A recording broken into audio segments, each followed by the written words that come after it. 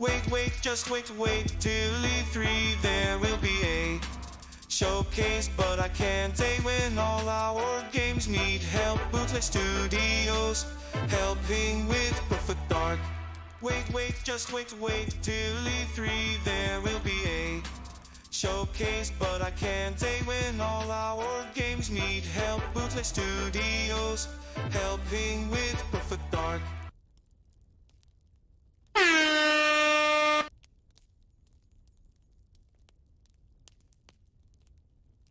Oh, and Psychonauts 2. New games are coming fast. 12 minutes and Hades, and they're all on Game Pass. Somerville, a Plague Tale Requiem. What to play first and what to play last. Star Ratchet 2, Ground, Shroom and Doom.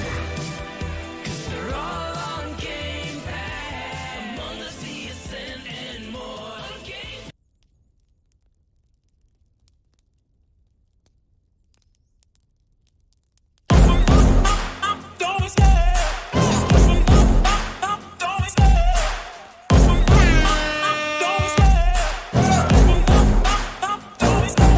Love the chase and the hunt, and I set the pace when I'm running. I always take what I want and I always give it 100. Don't need a bank, no I'm funded. Play the game like it's nothing. I'm always thankful for something. Don't take for granted, stay humble. Now wake up!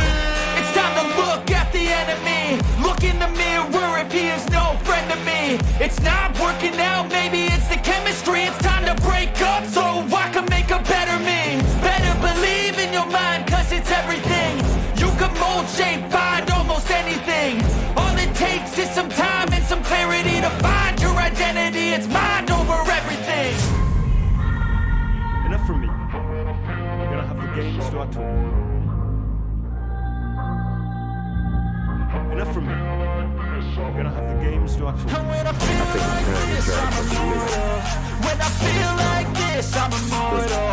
When I feel like this, I'm immortal. When I feel like this, I'm immortal. Don't be scared. Just open up. Don't be scared.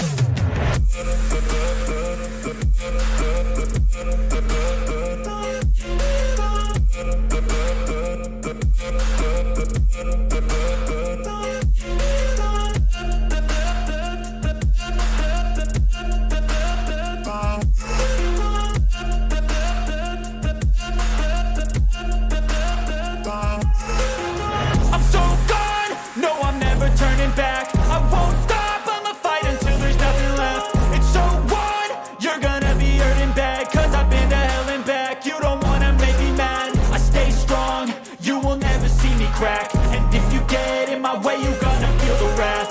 Gotta say it to my face while he's looking back. Mirror breaks after math. When I hate, I attack. And when I feel like this, I'm immortal.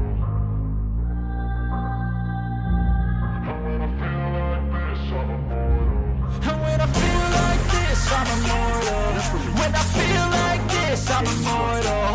When I feel like this, I'm immortal. When I feel like this, I'm immortal. Don't be scared. Just open up. Don't be scared. I think it's time we try something new. So, we get the win this time.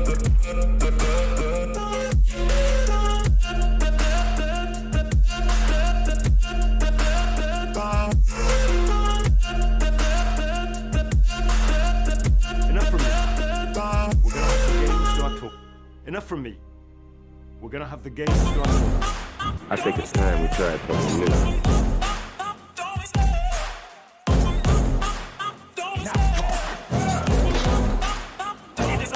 I love the chase and the hunt, and I set the pace when I'm running. I always take what I want and I always give it 100. Don't need a bank, no I'm funded. Play the game like it's nothing. I'm always thankful for something. Don't take for granted, stay humble. Now wake up! It's time to look at the enemy. Look in the mirror if he is no friend to me. It's not working out, maybe it's the chemistry. It's time to break up so I can make a better me. Better believe in your mind, cause it's everything. You can mold, shape, find almost anything. All it takes is some time and some clarity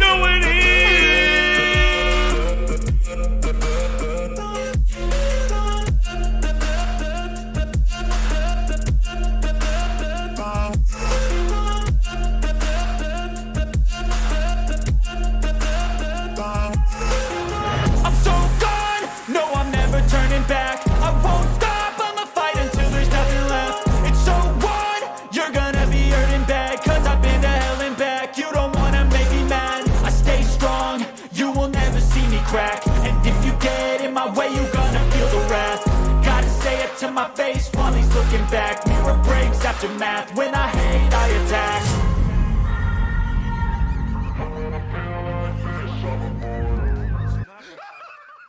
I came looking for booty. And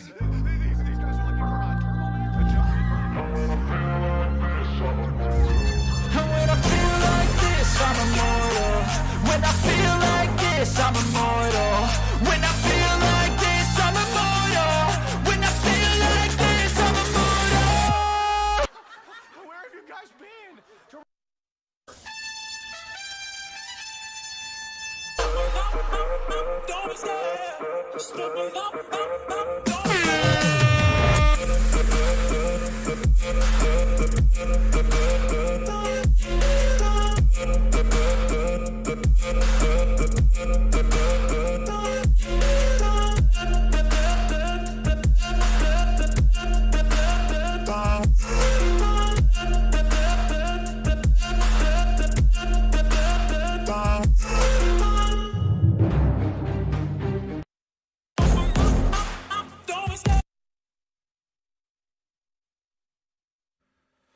Alrighty then, what's up, grinders? It's Friday.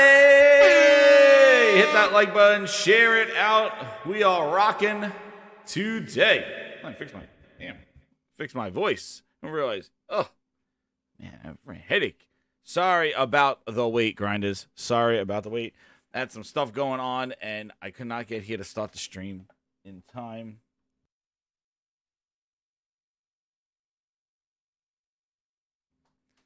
So, definitely. What booty voice you talking about? What booty voice does everybody want to hear? This one? Booty. I came looking for booty. Those are the two I got. I don't know which one you want. Oh, goodness gracious. What a week. So, yeah. So, definitely check out Gaming Grindhouse on Monday. And also, the Grinds Gaming Bite that I did on Wednesday, talking about damn, what was I even talking about? Oh yeah, I was talking about the whole damn, I don't even know what I was drawing a blank. Humming. I gotta do my thing. I don't even know what the hell I was talking about. I don't even know what the hell was going on.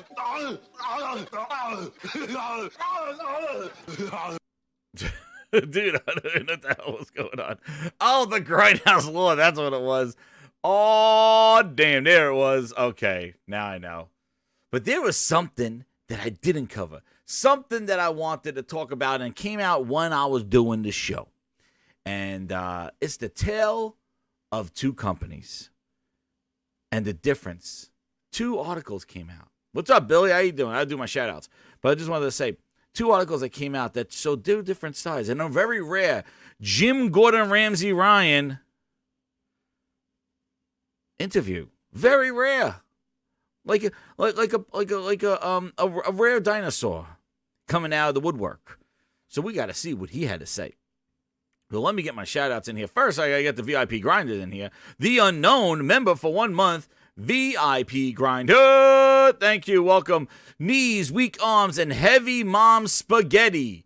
Oh, damn. Italian. What is he talking about? What's he talking about?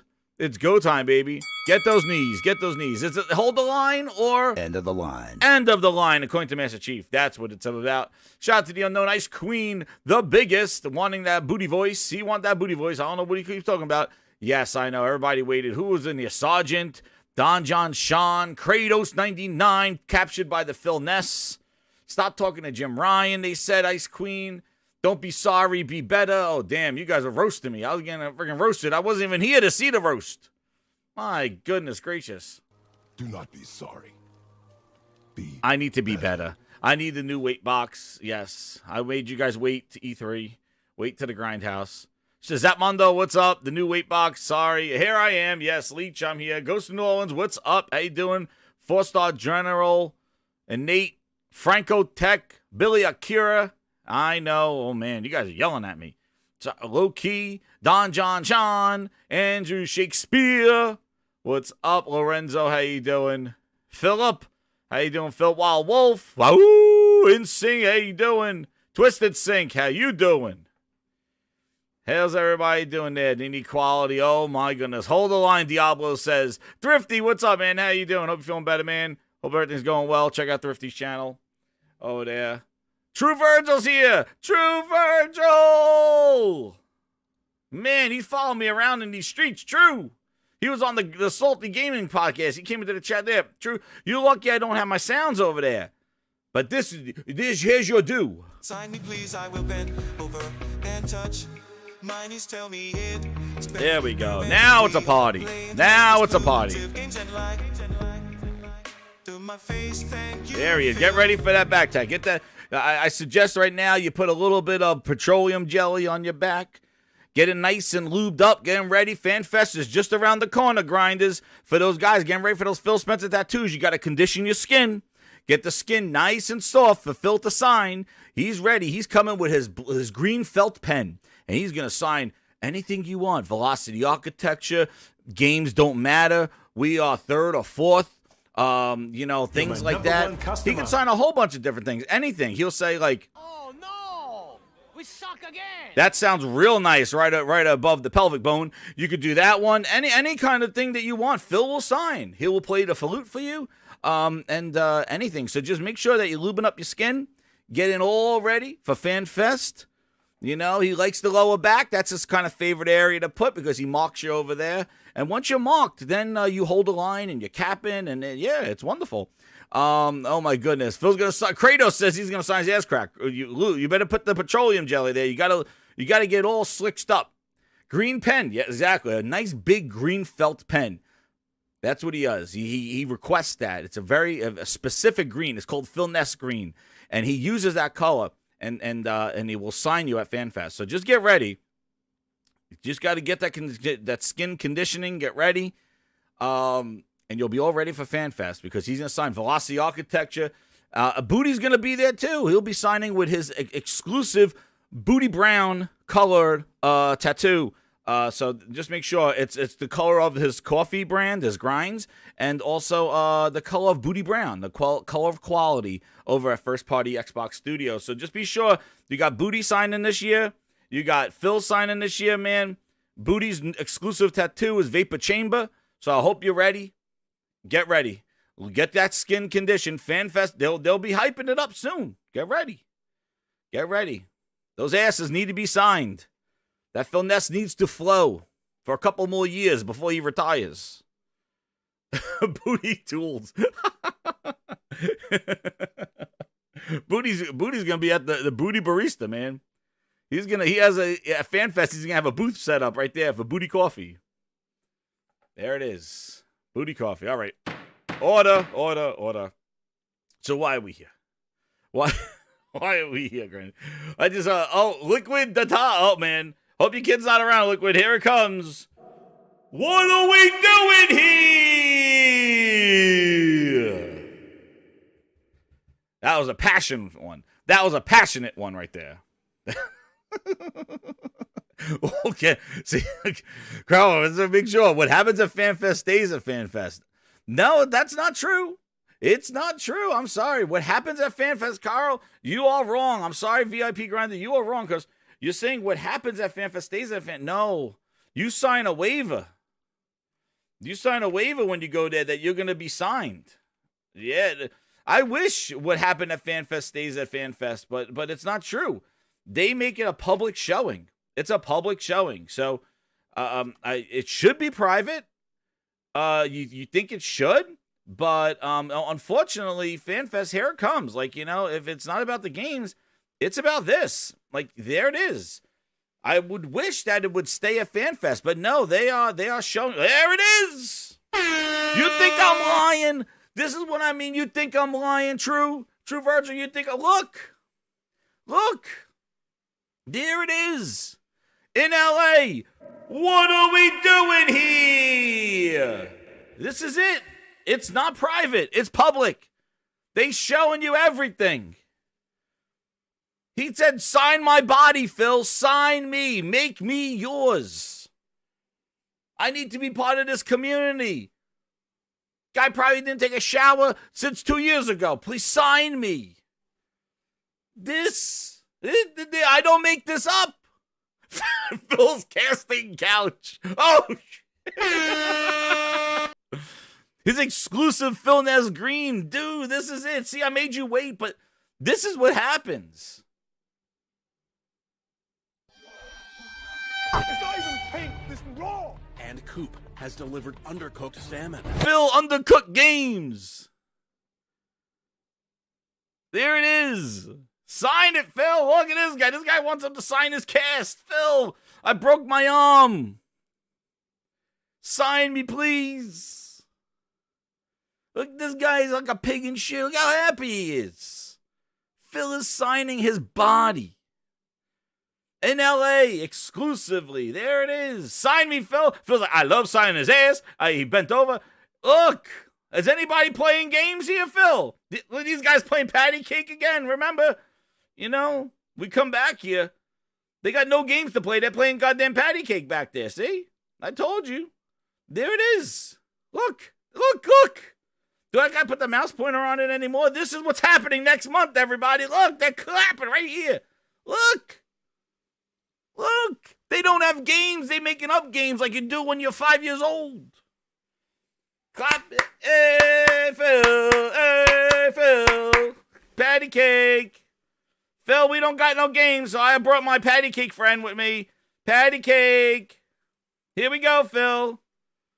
Here I go, Phil. Right here. Right here, patty cake. Let's zoom in on Mr. Patty Cake. There he is. Phil, I don't have any games to play, but here you go. Woohoo, woohoo. Who flies to LA to touch patty cake? What are we doing here? This is what they got next month. They got you signing up for this trash. Sony's just going to drop some games. Phil got people there signing asses, playing patty cake. This is what this man loves. Look at me. Look at me. Look at my friends. Look at my friends. Look at my friends. Look at my jerseys. There we are, clowns. There. Look at me. Look at me. This is, show me some ass, high fidelity rush or whatever. This is what they're doing. Playing with Minecraft. Yeah, I can't wait to play Minecraft. And now look, he wasn't done signing asses. He wasn't done. He was signing coasters and posters.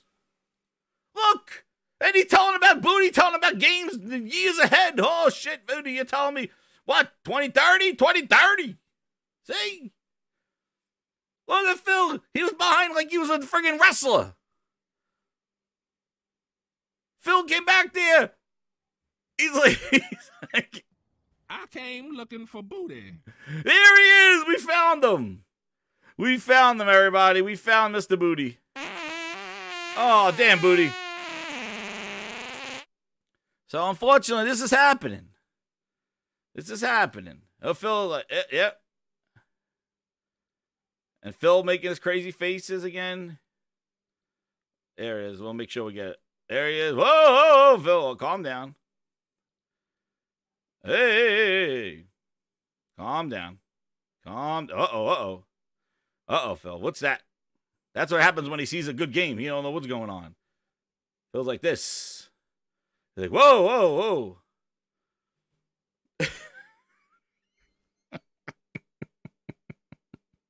Yes, Dog Guardian, I'm here.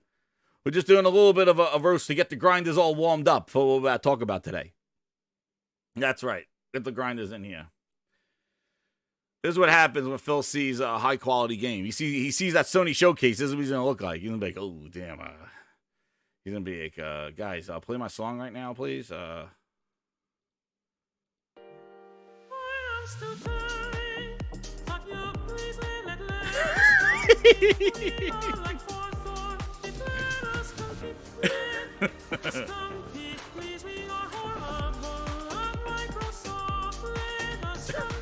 Oh no!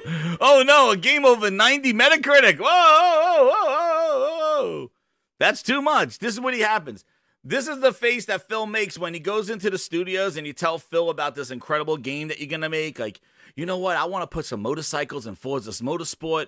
I think we should put maybe helicopters in there. Really blow up the game. Make Forza Horizon huge. Let's make it. And Phil's like, whoa, whoa, whoa, whoa. This is the face he makes when he goes to the studios. You go in the studio, you go, Phil, You know what? I think we should make it a 50-hour game with tons of side missions, incredible graphics. I don't want to use the Halo trees. And Phil's like, whoa, whoa, whoa, whoa, whoa. Scope it down. Scope it down. Let me get my dude in here. Get him in here, Booty. You just made the list. Calm down. Booty. Here he comes. We got to keep it in scope. Got to keep it in scope. Oh, too big. This is what he does. As he does. Shout out to Liquid Data VIP Grinder. And speaking of the VIP Grinders, Phil, get your silly face off my screen. Silly clown. Two big games. Let's go to the club. Oh, damn, there he is, ladies and gentlemen. The VIP Grinders. And Liquid Data, you're going to be right there. You're going to be there. Not what True Virgil is. That's exclusive. That's an exclusive True Virgil spot right there. But we need a few more VIPs to get a new emoji in this bitch. We need another emoji in here. I think I need like 5 more VIPs to get a new emoji. And then I got to figure out what I want to do with that emoji. But shout out to the Grinders. Exclusive VIP Herman Holtz quality splits. You know what? I'm feeling a little wild today. You know what I want to check out, Grinders? Thank you again for all the support, VIP Grinders. For all you do. Oh, damn. Let's go to this one. I don't trust that background. That background freezes. Twisted Sync with the 2. He goes, they're playing patty cake rather than holding the line. Dude, I got exclusive. End of the line. There is no line. They're hiding the line for McDonald's. I don't know. He's going to play a little bit of the falutin. He's going to be playing a little bit of this to warm them up. That's what he's going to do. But, you know, I was watching them. Before I get into it, because this is the tale of two things. So you see the Phil Ness face, right? You see this. Let me show you something. Right, like this is something I think everybody needs to see. Something that was really just made me go, you know what? I need to do that. I want to see this. So let's go. We're talking about showcases. Let's go to the PS5 showcase, right? Of 2020, right? The big one that was on hold because they thought that they were afraid of the 12 teraflops of power, right? And I just want to look at this. When this guy comes walking into your studios, here he is. Mr. Herman Van Dam Holst. Equality. You think I'm lying? When a guy named Booty comes walking in and Phil with his clown face, like, listen, when your guy comes in here asking about quality games, asking about how the games are coming, and looks like this, all you can do is say, go take a walk. All right? Go take a walk. And then his sidekick is Booty.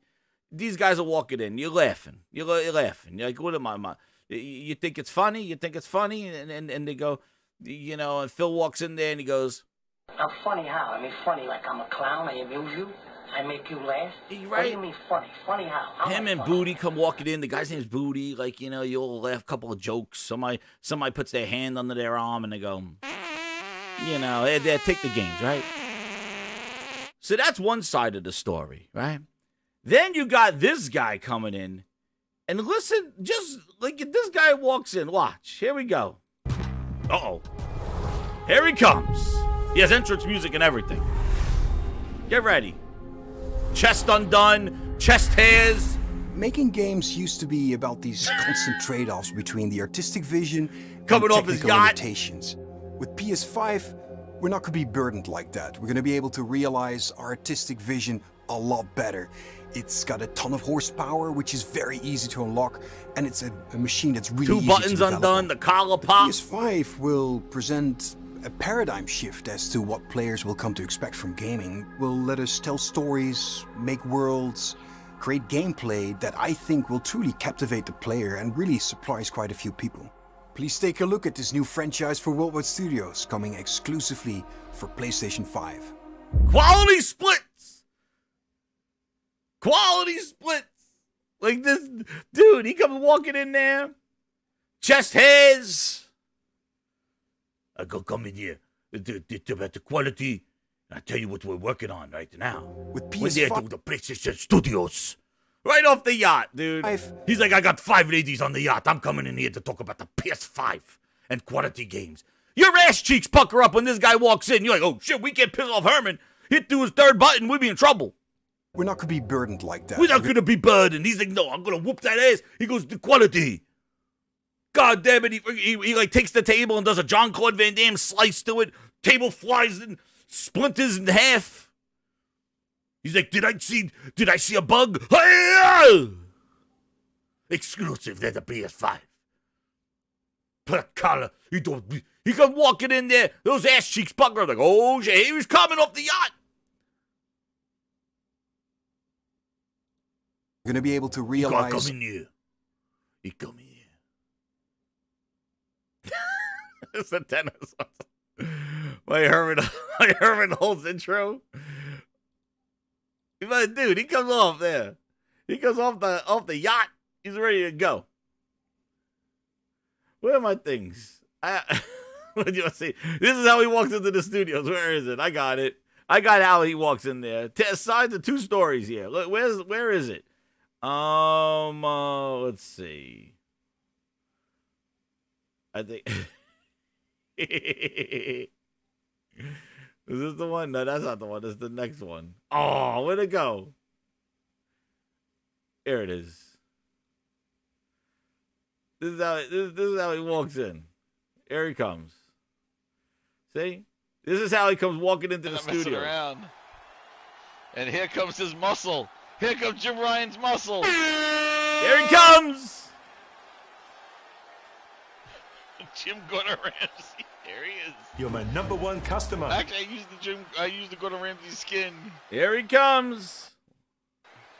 This is how he walks into the studios. True Virgil, there he is. Weighing in at 241 pounds, Hurt, the superstar. There he is. He's going to check some quality games. This is how Herman Holtz walks into the studios right now. Caliber, this is why sports entertainment is an art form. There he comes. I want to see quality. Always walking around with a chip on his shoulder, and he's going to use that anger against his opposition.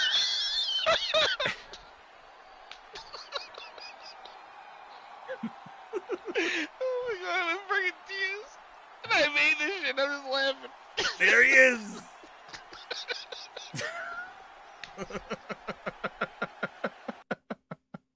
Yo, what's up, Sick? How you doing, man? There goes Kratos.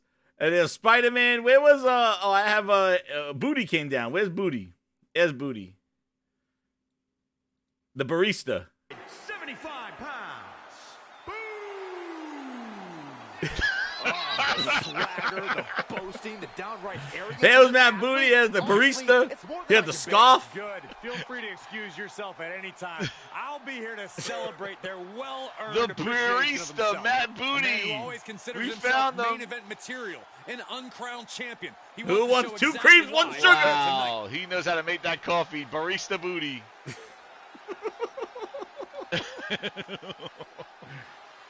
Boo! Booty.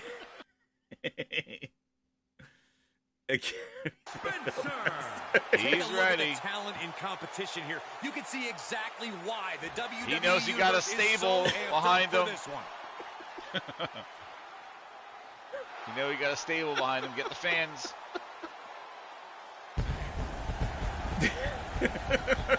He's hyped. It's Fan Fest right Who's there. in his stable? Enough talk. Enough. Yes, we need some organization into the video. All right. Anyway, grinders, hit that like button. Let's go. What's up, Sick? How you doing, man? Oh goodness.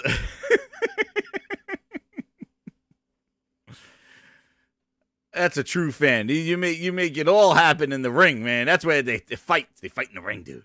We need another round. I know. I gotta do the new one. I was trying to get get him ready. It's an epic match. Epic match. Definitely check it out. It was funny as hell, dude. It went on. It was like a 4-way fight, man. We had but man, that was fun. We do need another round of that.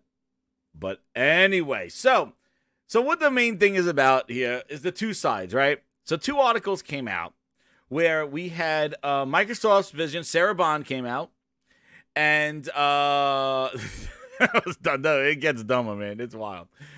So, I missed this up with super chats. Hold on, let me get this. True Virgil. Oh my goodness, True Virgil. What do you want? We all worship Jim, and he hasn't had an update this year. In a year, what? True Virgil. Oh my goodness. True Virgil. Throw in the towel. Throw in the towel. Peter Parker. The 5, he goes, this is worth it just for that. Hey, thank you very much. Number one customer. Thank you very much. True Virgil. I tell you, I don't know. You just don't get it. We worship. Who worships Jim Ryan? I call him goddamn Jim Gordon Ramsay Ryan. Come on now. Come on now. But True Virgil, that's why you wanted to get away. You said take you away from Herman's balls. With things like that, you're staying there. You're staying there. I'm not moving you. You're going to stay there. That's where you're going to stay. Till you get the quality, then you will be moved. But you're going to stay right there with Herman Holtz and the quality nuts until you come to senses. And that's where you're going to stay. Because I think, because I can go back into Virgil. Where is it?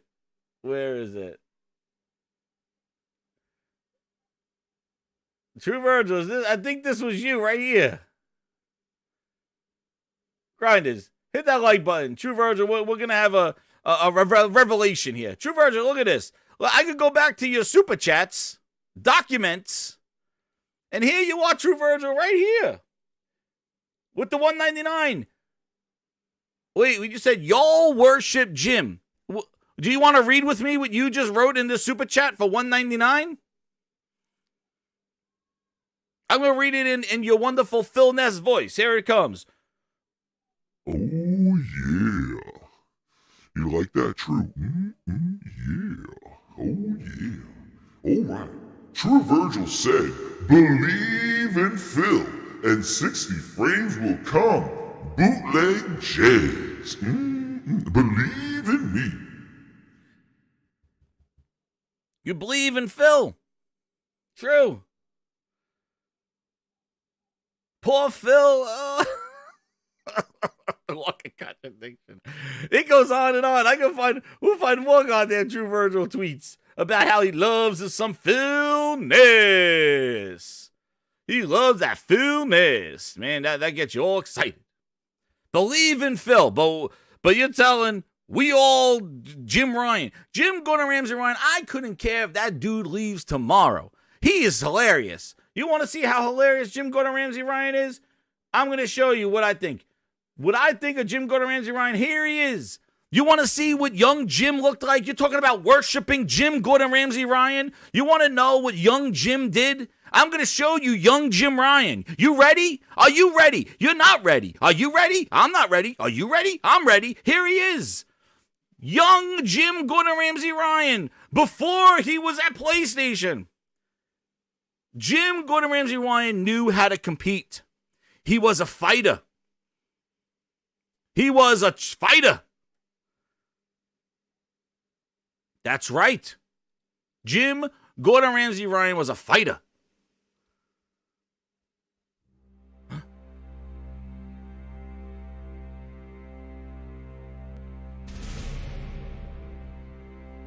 Hello. Yes. That is me. Young Jim Gordon Ramsay. Tried. Now, I was a fighter. I had long blonde hair. That alone were quality. My 25-inch pythons would knock out the competition. Yes, my old name was Jim Jarrett. That was me. So, grinders. Be a champion. Be a hero. Be Jim Gordon Ramsay Jarrett Ryan with the quality looks and quality games. I knew back then I belonged at PlayStation, and I was gonna bring the quality fighting to the gaming front. And now I'm old, but I still have that passion. I still have the quality that I had back then. Young Jim Gordon Ramsay Jarrett.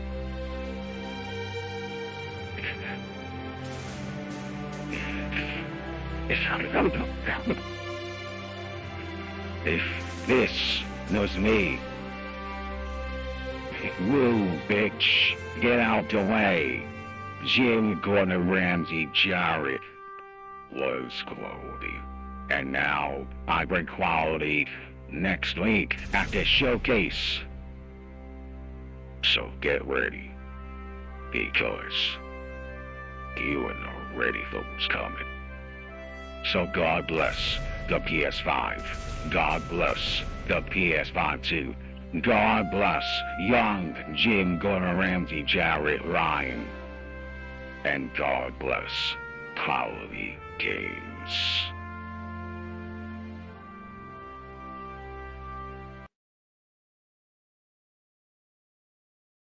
Now I tell you, you woken the beast. Young Jim Gordon Ramsay Jarrett Ryan. 25-inch pythons, long quality locks of hair. He's ready to bring down the games. Keep character. It was hard, dude. You guys are rocking. The people in the chat got me rolling, man. I'm looking at this bitch. I'm trying to stay Jim Gordon Ramsay. But anyway, he's not. Anyway. Don John, don't let the weights fall on you. Sorry, he says I don't work out. I can't, dude.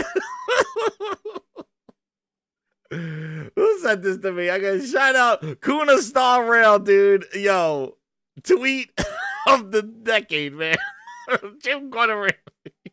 There he is. There he is. Salute. I can't. Oh, good. I can't even get to the articles. Holy crap. My friggin', it's crazy it is. Yes, I gotta play Red Matter too, dude. I gotta play it. I gotta get the time. I might play it tonight. Where's the guitar? You don't need the guitar. Jim Gordon Ramsay does not need the guitar. He plays the quality flute. That's what he plays. He comes in there and he's like,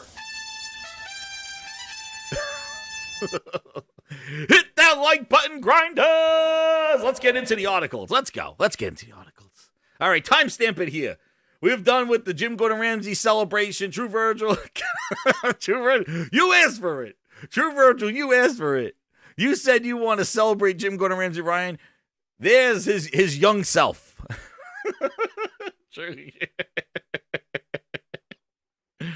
There it is. Now we need a young picture of Phil Spencer. I need a young Phil Ness. Oh, God. Anyway. So these articles came out here. Let's go to since we're talking about Jim Ryan.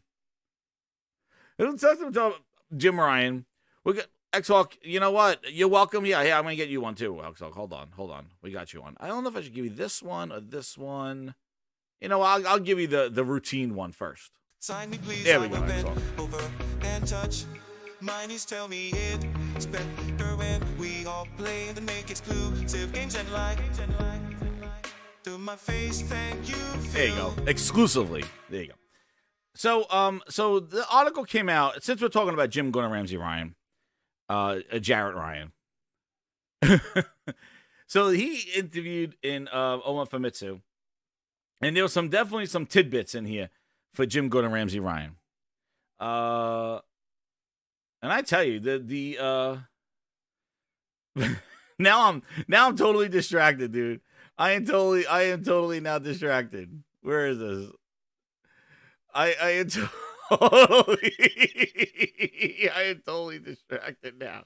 Dude, I think this is too. This is uncanny. This is uncanny. Where is it?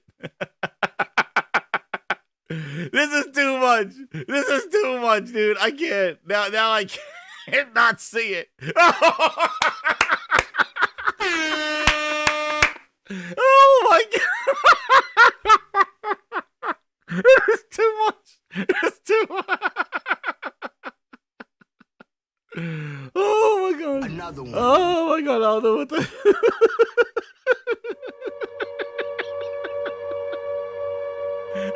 This is ridiculous. That is crazy.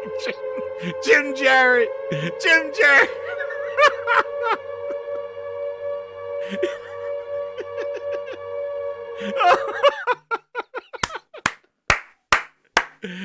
Oh my god.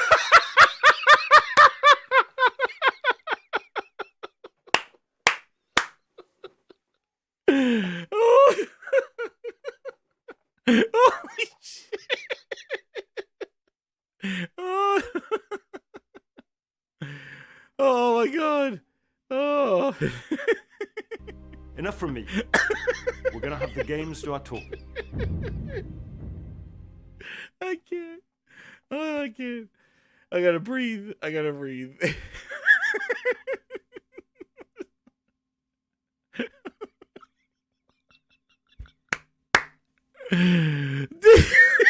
Jim Jarrett. He up the big Jimbo.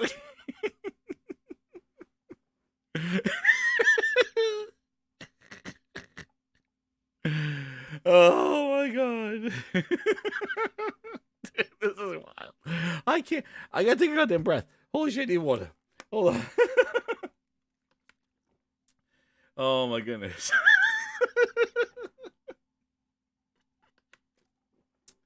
Holy shit. Okay. Get that shit off my screen. I can't see this. Is that? All right, but get off. Oh no. Did I lose all the articles? Yes, I did. I probably lost it all. All right, Jim. Enough of your wrestling days. Holy crap. Oh my god, this guy. Jim Jarrett. Hey, that's where his competitive spirit comes from. Now my thing's not even translated. Oh, pause. Hold on, I messed this all up now. All my articles. Everything that I had because of the Jim Jarrett. Jim Jarrett. What a mess. What a mess of a show, Grinders. What a mess. Here it is. Oh, my goodness. But this is fun. I'm sorry. All right, there we go. Translate. Okay. Woof. All right, now down to the business. All right, the business. Okay. So he did an article for Mitsu, and he did some things. So some things stood out here, right? So he was asked a couple of things about the PS5. How we know the PS5 is selling like crazy, right? We know that the PS5 is doing its dues. It's doing great. It's doing great. I think now he also stated that there was the second half of 2022 where they mass-produced the PS5s, and they've been able to supply quite a few in Japan. Remember, this is over to Japan, so he's speaking to Japan. So there you go. Is there? Oh my goodness. Brian Moran with the $1.99 VIP grind. He goes double J Jim Jarrett. Exactly, dude. Oh my god. Oof. But yeah, the sales, dude, are wild. Like they're meeting this stuff. It's selling. It's all over the place. PSVR 2 now is in stores as well. And getting the supply out there. But a couple of things that stood out in this article that I wanted to highlight is sort of like the vision that they're having with like the PS5 and what Jim Ryan's saying, or Double J, Jim Jarrett is saying here, or Jim Gordon Ramsay Ryan, whatever you want. There's a whole bunch of names for Jim Ryan and on this show, on this the Gaming Grindhouse. But one of the things that he was highlighting here is the emphasis on the PS5 as the center of everything that they're doing. A little different than that Phil interview a couple of weeks ago where they had to ask him, how do you make us feel special on this? And, basically, he was like, we are doing something different. So it was a little different than, it's nice to get reassurance about the PS5. And, he goes right here. I think that precisely because they're excellent titles, attractive games, that people will choose the PS5. I see commentary that if you just build great games, everything would turn around. It's just not true that if we go off and build great games, all of a sudden you're going to see console share shift in some dramatic way. We lost the worst generation to lose. So Jim Ryan says the reason why to buy a PS5. Phil says it doesn't matter. So you hear the two executives from both sides. People will choose the PS5 because there's excellent titles and attractive games. And this doesn't apply just to Japan, but everywhere. And 2 weeks ago, you had the Microsoft version of this. I see commentary that if you just build great games, everything would turn around. It's just not true. And then talking about quality games in 2019. Means when I think about Xbox, I'm going to think about quality games. We have work to do there. We haven't done our best work over the last few years. Last few years, 2019. So do you sense maybe your quality sucks? Maybe that's why it doesn't matter what you make. Nobody's going to come knocking on your door. But Jim Ryan knows. And look at the strategy. Naming games. So, Jim, is there anything in your strategy that you would focus on in particular for Japan? He goes, Japan about launching games, high market friendly, Elden Ring, Resident Evil 4, Monster Hunter Rise, Wild Hearts. These titles were born in Japan and released in Japan because of their relationships with Japanese publishers. Recently, Final Fantasy 16 and Street Fighter 6 are coming up. In addition, and there's some multiplats in there, but again, he's showing how games impact people's purchase decisions. Interesting. Ari is laughing. He goes, do you believe that fool last week?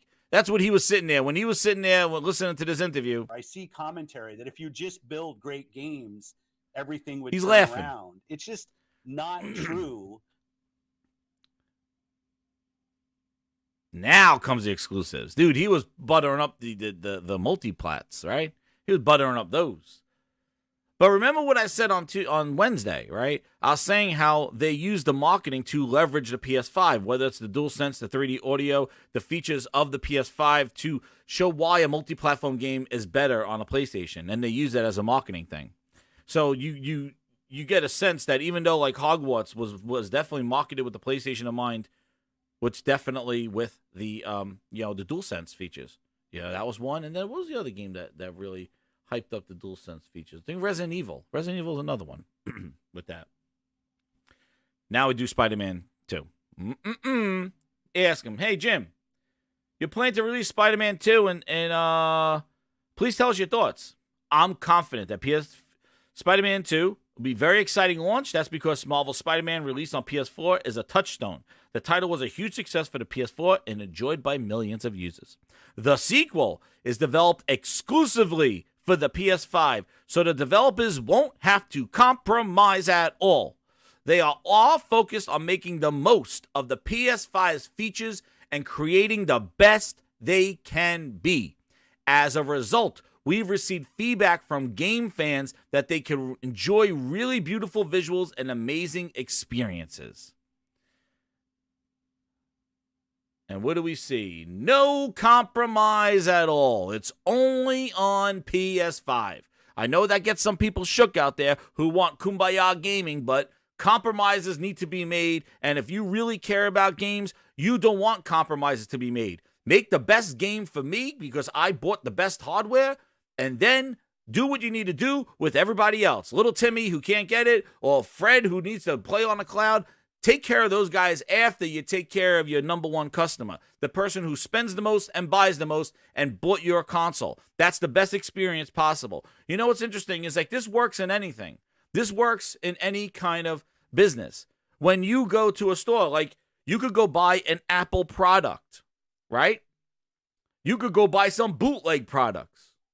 Now, maybe Apple's a bad example, but you know what you're getting with an Apple product versus offshoots of Apple products or things like that. Those are for the people that don't want the Apple product. but you get the Apple service that comes with it. There's different things. When you buy the manufacturer's brand, there's some sort of quality expectation, then offshoots. Same thing, you go into a store and you buy a Samsung, Sony TV. There are things, LG TV. Then go buy bootleg TV. All right? Bootleg TV is there, but everybody should not get bootleg TV. It's a good price, bootleg TV. It's a good fee, like TLC TV, whatever. It's a bootleg TV, TCL, whatever the hell they are. That's a good value, but you're not going to expect to get a Sony top of the line or an LG top of the line with that.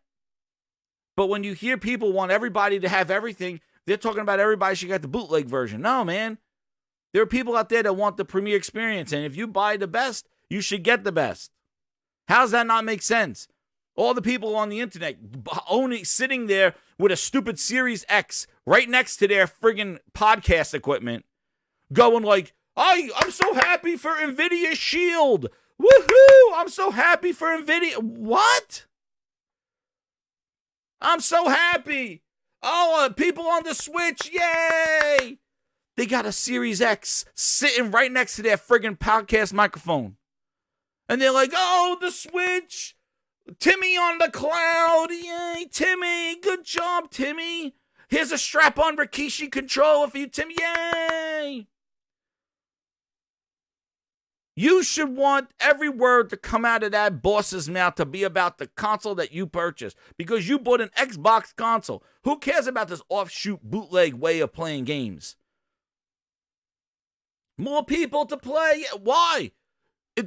Have you seen changes in the last 45 years? Have games on Xbox Game Pass and on iPads and everything, have they stayed along for a long time? No, they haven't. They died off faster. Gears 5 died off faster. Halo Infinite died off faster. Free to play on every friggin' device imaginable. Halo Infinite is on every device imaginable for free. And you still gotta wait like 20 minutes to find the game and can't even vote on maps and all that's lacking content. That's another problem. But just the experience. Look at the player counts. It's free. The barriers are none. You could play Halo Infinite on an iPad, on an Android tablet, on a Samsung TV, on any one of your phones out there with strap-ons and no strap-ons. You could play it everywhere for free. For free. Every laptop available comes with Halo. Every computer sold could play Halo. And it still doesn't even have the legs. So tell me, does it matter where it is, or does it matter more of what it is? Because I think Spider-Man 2 coming out of the woodwork, it would be a beacon of quality. Yes, I did, Biggest. That's what we call the biggest. I don't know. You are a new VIP, but Biggest, the strap-ons are called, that's what we put the controller. That's, those little controllers that you stick to your phones and play on the cloud. You see a lot of the guys capping for it. Like, look, I'm playing the cloud with my Rikishi controller and, the backbones and ass cracks, whatever the hell they got. They're called the strap-ons for your device. And completely eliminates the purpose of a mobile device when you got to bring some sort of like contraption with you to jack your phone into to play a game streamed over 5G. Good job.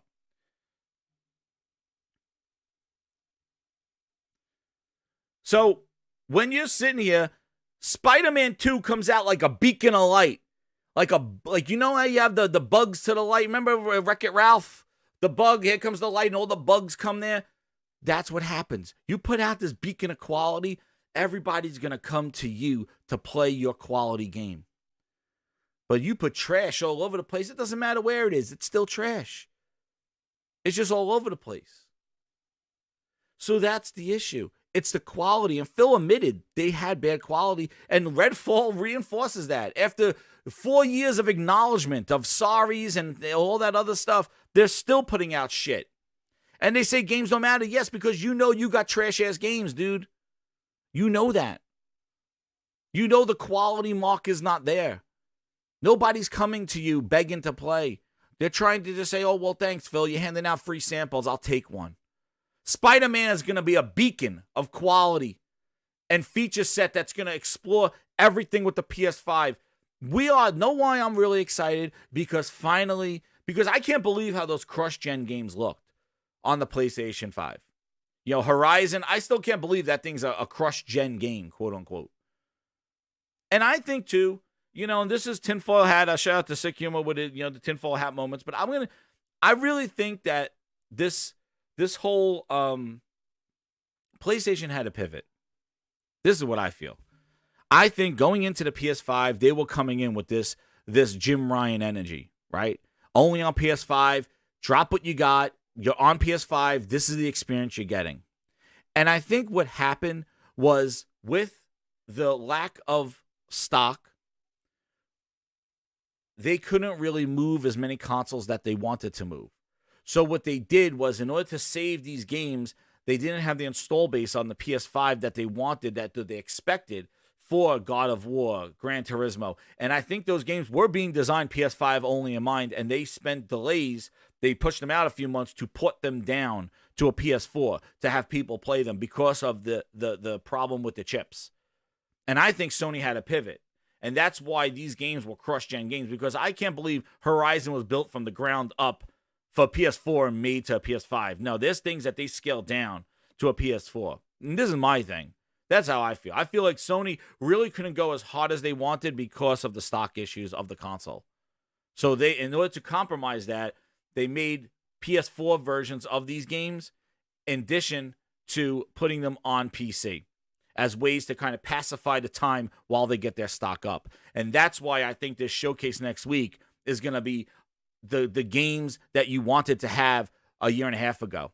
Because if you watch the first showcase, it was all PS5. It was no cross-gen trash at all. It was like, oh, PS5 day one.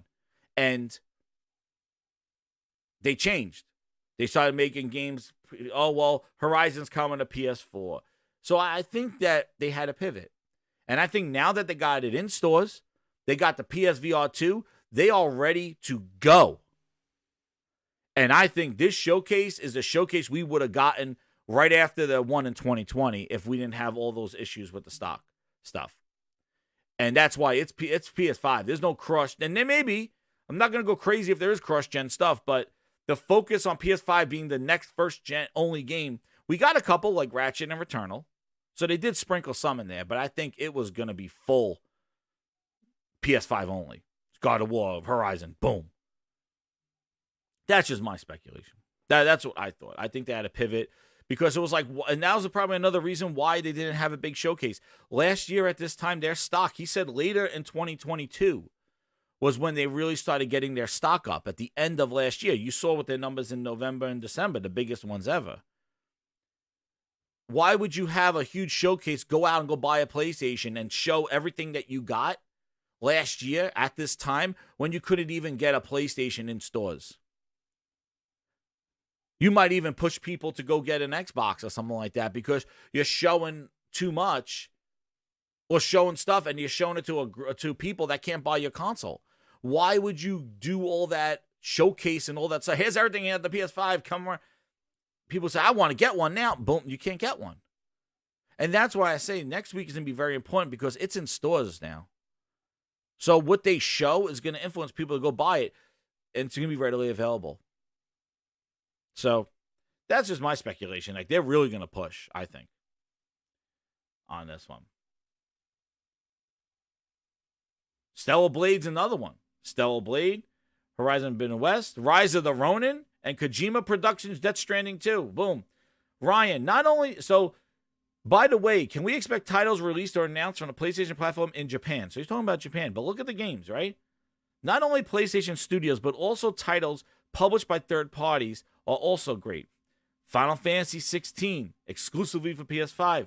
We're excited about Stellar Blade, developed by Second Party and published by us. Then on April 4th, we're releasing Forbidden West's paid DLC. Horizon Forbidden West. Horizon became highly acclaimed by fans. Koei Tecmo game, Rise of the Ronin, and Kojima Productions' Death Stranding 2. Also a highlight of the PS5. Collaboration with partners is essential.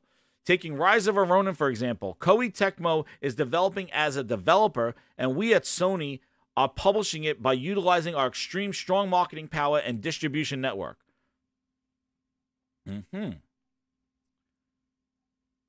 PlayStation Studios AAA games have sold over 1,000, I guess 1,000 million or so. That's the translation issue worldwide, but sales are often relatively small in Japan. And he says not just Japan is every market has its own characteristics, and that is the difference between the market where some titles sell well and some that don't. And in fact, it will be interesting for the same title to become a hit in every region. We believe that in each region where the games have its own characteristics, yeah, it's messing up with the translation, which is why business is exciting without being boring. So enough with but the fact that he's using the games, not only their first party games, but their second party exclusive deals, which is something that's very rare on the Xbox end. Like, they're not really doing those kind of things. But he's dropping games that we've seen gameplay to, games that we're gonna see gameplay to, and games that are coming out. So dropping games, right? Okay, talking. Ghost of Tsushima sold over 100 million units. Let's see. That is really exciting there. And then PSVR 2. So, PSVR 2, how do you analyze the response from game fans about the spread of hardware and software? He says, PSVR 2, all sorts of features and improvements over PSVR. Performance and features, we're very happy. It's loved by many game fans. Developers are also developing titles that make the most of the features of the VR2 that we have developed. And he asked him, play Gran Turismo. It's wonderful. So maybe he's a gamer. Who the hell knows? I don't care if Jim Ryan plays Gran Turismo or not. I don't care less. What is your thoughts on the spread of VR2? They ask him. He goes, it just launched, so maybe a little too early to gauge its adoption.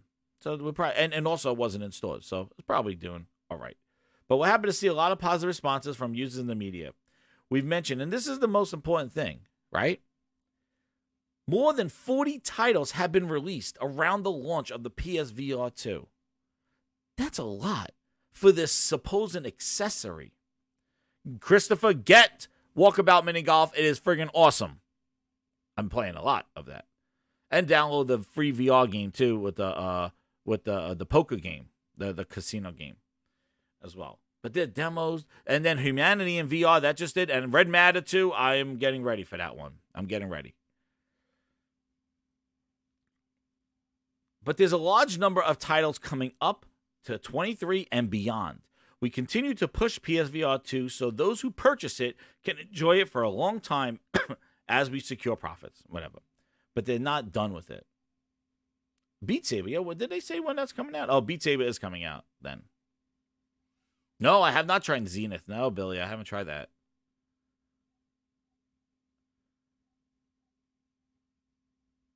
Now, the thing with the Uncharted and Last of Us, all success, all positive. Yes, this is PR. This is what it is, but it's all showing, like, you know, what the show did to sales. We all know that. Then he's talking about the Twisted Metal, which has been absent on PS for a while. It's scheduled to expand from now on. There'll be plenty of other films coming out in the future, but how well Twisted Metal in particular was reborn, I don't know about Twisted Metal, dude. I don't know. We'll see how that show goes. But I don't think I think, you know, if I was listening to the Last of Us stuff, Take On Me sales went up of the sound, the music, the song, and the game. Like, you saw what the game sold. This show was a phenomenon akin to like Stranger Things. You know, if like how Stranger Things had that pop culture influence, where it made the songs sell, you know, Separate Ways and 80s music and other things. And the one was it I'm sorry, I forgot her song, but the If I Only Deal With God, that song, how it just blew up because of the show. The show had that pop culture viral thing. They have that with The Last of Us Part 1, The Last of Us TV show. And it affected the game as well, sold. It's just a success there. It's great that ties into gaming because it's so well done. It was great. I want to see the new episodes. So we'll see about Twisted Metal. I don't know. Now we come to the PC thing, right? We will release PC versions of the game. He says, yes, we'll be aggressive, which is nice. But here it is. The humdinger of them all. And this is music to the grindhouse he is. Exactly what I've been saying. Where's the lamb sauce? Kate Bush, that's right. That's right, Compost. Yes. While it's nice to have more options, avid game fans would also like to see more PS5 only titles. What do you have to say about that, Jim Ness? I fully understand the importance of a PS5 exclusive. As I mentioned earlier, PlayStation Studios' main task is to make people enjoy the gaming experience using the latest PlayStation. We're trying to increase the number of PS5 specific titles and stagger the timing of the PC release. So all you day oneers, day one, they're going to do what Xbox does. Guess what, guys? Oh no! We suck again! There you go. And then the next sentence from Jim Gordon Ramsay Ryan. I often get the opinions of game fans when I ask them about the time lag. Many of them are favorable about selling the PC version 2 to 3 years later than the release of the PS version. That's right. No! We suck again! There you go. Some games are coming. Who knows? But I'm going to tell you one thing. You're never going to know when or where or how you're going to play these games on PC. Because they're going to determine how well they sell, how well they do on console. And then once it goes on sale on console, and then they sell it again. And then once they figure out we're done with this, it's sold as much as it can, then they'll put it in their PlayStation exclusive service, get some traction there, and then when they're all done and the lemon is dry, they'll make your PC port and sell it to you for $60 to $70 2 to 3 years later. How's that? Not only are you getting secondhand games, but you're getting them at the price that they were 2 to 3 years ago. But you want to know what? That's how the waterfall method since I started this friggin' channel works. Why would you put your games everywhere day one? The only place they can go is down.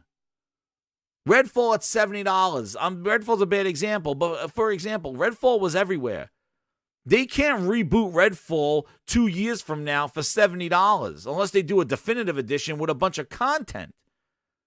Sony don't have to do that. They could do Horizon Forbidden West. Now it's in the service. Now you got the DLC. Guess what? Next year we'll put it on PC. Enjoy. 3 years old, Horizon Forbidden West with the DLC on PC, and they charge you $60 for it. And it'll probably sell. But why is that bad? Why is that bad? If you play on a console, do you want your game to be compromised because they're dealing with the PC? And we've seen it. I speculated about it, and we've seen it. Features weren't ready for Halo because they had to deal with all the different configurations of PC. They couldn't optimize it. They couldn't get it to work altogether. Co-op wasn't there because they had so many variables because they trying to do a launch on PC and console at the same time. Microsoft turned all their first-party studios into a smorgasbord of multiplat. But if you play on Xbox and the Series X, the most powerful console with Hovis methods, all this stuff, all these features, quick resume, all this stuff, and the developer, your first-party developer, is not taking advantage of your hardware because they're worried about all the different configurations of NVIDIA cards, and features just are not there for launch because of that. You're missing out. Because I could guarantee you, if Halo Infinite was an Xbox-only game, you wouldn't have had half the issues that you had with Halo Infinite. And they said it themselves. That's not speculation. That's exactly what they said. When they said why features weren't ready was because they were testing across all whatever your name is, get ready for the all big these surprise. different configurations of PC. They said it. So what he says is we're going to focus on the PlayStation 5 player first, give them the best experience, satisfy the premier customer. You saw when Phil did his interview, and also with Redfall on console was 30 frames per second. The better place to play was PC. And they felt like second-class citizens. They were all over the Twitter, all over YouTube. Xbox, why don't you treat us like that you're making stuff for the console owner? I pay a subscription to play online. I bought your $500 hardware. I have all your controllers. I have your Elite controller. I have your Core controller. I got your back's tramp stamp. I'm your number one customer. Why are you treating me less than? You're my number one customer. Why? Because you're focused on cloud and PC, all co-developed, one size fits all? No. The PC has an expectation. They want widescreen support. They want all toggling and everything they want to do to turn off foliage, put this on. They have expectations. The console gamer doesn't want all that stuff. They don't require widescreen support and ultra wide screens and tessellation sliders and foliage sliders and shadow details and all. No, you don't expect that on a console game. PC expects that. Mobile gamers expect to have touch controls. They don't necessarily have an accessory. They want to make sure that they could use their phone and play the game. Does that work for a Twitch shooter like Gears or Halo? Does that work for for Starfield, where you're reading small text on a 10-inch or 5-inch screen? Dialogue selections with Starfield, does that work on a 7-inch phone? I don't think so. Thank you for subscribing, Cracer Group. I don't think so. Reading all that dialogue and stuff, you think that's made for a phone? Starfield's not made for a phone. But Phil says, hey, Starfield works on the cloud. It works on PC. He's taking time away from your console because he's focusing on the cloud buttons. But that's the thing. You're compromised. Jim Wright says, we are keeping the PlayStation 5 the main point. And if that's where you play, that's what you should want to hear. That's why I don't get hold the line or let's go and all this other stuff when they're saying we're putting the game on NVIDIA Cloud. Dude, what are you talking about? Are you subscribing to Game Pass for $15 a month and then $15 for NVIDIA Cloud to access the games that you're getting on the service? You're paying a service within a service. That's something to be hyped about? And guess what? As soon as you miss a month, you lose all access to everything on NVIDIA Cloud. Are you playing on an NVIDIA Shield device? Like, what does that matter to you? And after all these years of Microsoft putting money into PC gaming, and then seeing Redfall, and seeing Halo, and seeing them lay off staff, and seeing them not give bonuses to not give them pay increases, seeing all that money from Microsoft, and they're not putting it back into gaming. Instead, they're trying to go buy whole-ass publishers to turn them into trash. That's what you're trying to do? As a console gamer, you spent all that money on that console. You're excited about all that other bullshit? You're disturbed. You should care about what you paid for, what you're paying for. Because if you don't care about what you paid for, then you made a stupid choice. And you must have expendable funds, like just buy whatever you want and not care. Well, that's you. But if I bought a console, if I bought a device, I would want to see the support. Go right to the forums and say, how is this going to be supported? How are you going to retain me as a customer? How did I know that I bought quality and you're going to ensure that my experience is the best? As a customer, as a consumer, that should be your number one priority. You. Because it's your money. You made the purchasing decision to buy that device. and the company who sold it to you, it's their responsibility to satisfy the customer. And by making games less than, because they're focused on people who don't even care. Gears 5 is on NVIDIA Shield. Guess how many people care about that? I'll give you a hint. Here's a hint. Gears 5.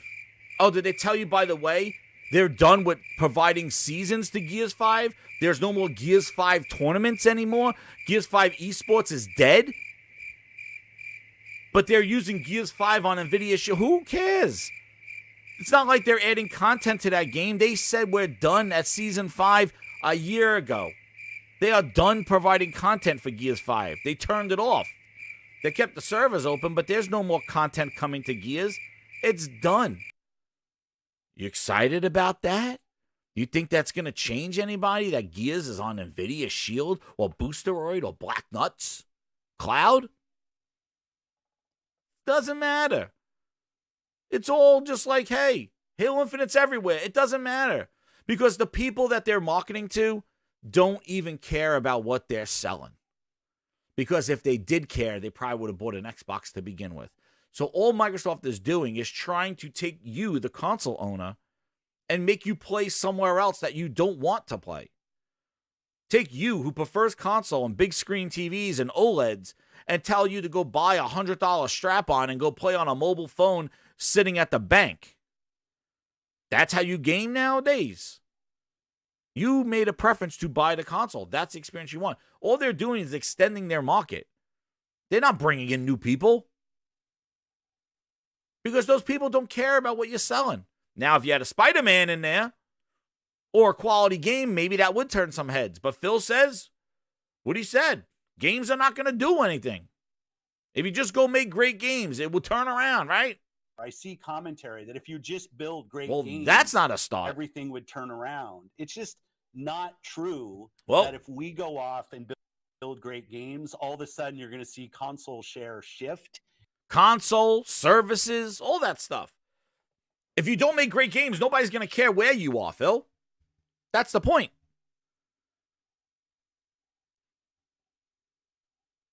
But back to the PlayStation stuff, that's what you want. Put it there first. Figure it out later with the PC and all that other strategy stuff.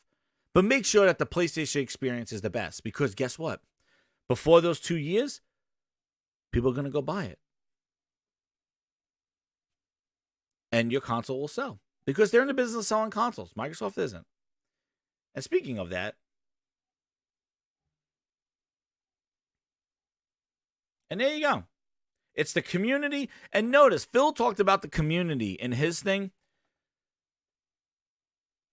It's the community we should take care of the most. We'll continue to listen to the voice of game fans and develop various titles from various angles. He's not coming out there and talking, saying, like me. Like Jim Ryan. I'm a gamer like you. I'm like you. You know, he's not coming out there selling himself. He's like, no, here are the games to make you have a good experience. You don't have to like me. I'm not a voice of the community. I'm not part of your community. I'm here to provide a service. I'm here to sell you games. Jim Ryan, he's not your friend. He's not my friend. I don't care about him. I care about what he makes. But Phil came out crying, saying, I take it on the chin. He did that whole interview that he had. Just focused more on great games on our console, that somehow we're going to win the console race, I think doesn't really lay into the reality of. Yeah. That's what Phil had to say about goddamn games. That's what he had to say about games. It was saying like, great games are not going to do anything. Jim Ryan listed a whole bunch of games of why you should go buy a PlayStation. Phil Spencer told you to go sell your Xbox. That's Phil's quotes on games. Our console, that somehow we're going to win the console race, I think doesn't really lay into the reality of most people. Like most of the people. He's talking to like the people on Twitter, like 5%. But most people don't care. There. When Phil was asked about games, that's his comment. That's what he said about games. They're not going to do anything, he said. Jim Ryan's like, we're making games for you. Go buy our shit. You just made the list. Holy damn, Maniola's hit us over the 100 mark with the VIPs. Hey, we need some quality music. Yes. Over the 100 mark of the VIP grinders. Another one. Another one. Another one. Thank you, Maniolas. Thank you, Maniolas. 5 members. Christopher Hazen, welcome to the VIP Grinders. Freddy214, somebody is silent, welcome. Switz USG, welcome. Fake Outrage, welcome to the VIP Grinders. Use those emojis, flex that quality. Mike, what are we here for, right? We have over 300 people here. We're here for hearing about great games that we're going to play and have great experiences about. We're not here about Phil Spencer. We're not here about Jim Ryan's personal life and he represents us. He don't represent anything. Phil don't represent anybody. And if you think that Phil was representing you as an Xbox gamer, then you got a problem. It should be about what they do, not who they are. You don't go into a car dealership and say, you know what, let me watch some videos about the CEO of Mazda before I buy one of their cars because I want to see what he does. You don't do that. You buy the product that they're asking you, that they're trying to sell you, and see if that product fits what you want. And when Phil was asked about games in that interview, he made it look like games don't matter. Yes, we have problems. And True Virgil, I'm going to say something. If he was honest, then that's even a bigger problem, True. That's even a bigger goddamn problem. If you're saying he was honest and gets hated on, if he's honest, then that is even worse. Because he's basically telling you that games don't matter. And he sells you a gaming platform, a console. Build a great Project Scarlet. I want people to feel like they can have amazing console experiences they've never seen before, and that they've got the best lineup of content and services of any platform out there. And we're totally focused on that. And I know we have other things going with like coming to PC and xCloud, but I'll say that being a leader in console is something that the team is committed to doing. And that's we're not building this program to try to aim for second place. We were going to build it aiming for first place. Our console, that somehow we're going to win the console race, I think doesn't really lay into the reality of most people. I see commentary that if you just build great games, everything would turn around. It's just not true that if we go off and build... Whatever your name is. So True Virgil, tell me, which one is the truth? Which one is the truth? Because you're talking about both sides of his asshole right there. So tell me, who's honest? Which one? Is it the one that wants to win or the one that says we can't win? Who is it? Which one? Flip a coin, right? Which Phil is it? Which one? Which one? Because I'm going to tell you one right here. Here's one that said the right thing. Enough of him. Enough from me. We're going to have the games do our talking. Meanwhile, you have Phil Spencer juking and jiving going, I want to win, but I can't win. The games are not going to make us win.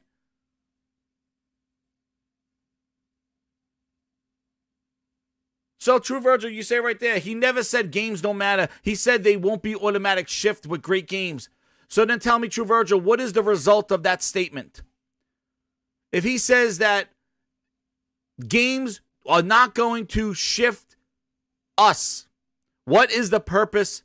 What is the statement of that? Do you walk away going, oh my God, Phil's going to make us great games? Is that how you walked away? You must have an intelligence of a fucking peanut. Because if somebody made that statement to me, I would have said, oh, guess what? That guy has no motivation to make great games because he says they're not going to do shit. That's what I would say.